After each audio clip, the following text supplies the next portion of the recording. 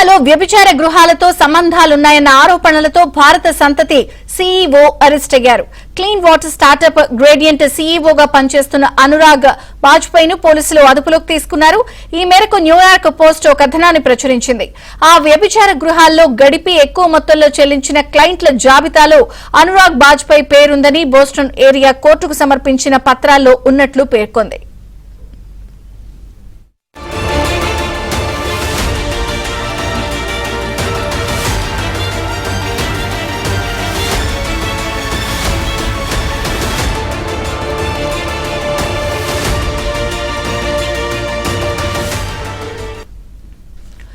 వైద్యులు, న్యాయవాదులు, ప్రభుత్వ అధికారులు, ప్రభుత్వ కాంట్రాక్టర్లకు చెందిన ప్రత్యేక క్లయింట్ల గ్రూప్ లో అనురాగ్ పేరుందని విచారణ అధికారులు వెల్లడించారు.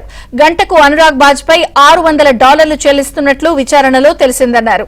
వీరెంచుకునే వారిలో ఆసియా మహిళలుంటారని తెలిపారు.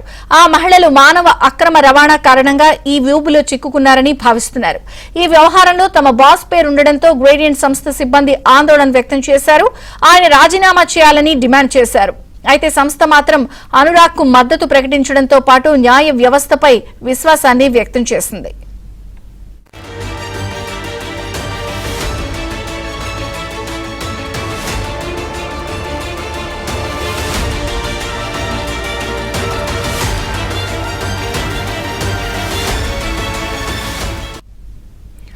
బోస్టన్ లో గ్రేడియంట్ సంస్థను స్థాపించిన వారిలో అనురాగ్ ఒకరు. ఈ సంస్థ 25 దేశాల్లో pharma, semiconductor, mining, food and beverages సంస్థలకు సేవలందిస్తోంది.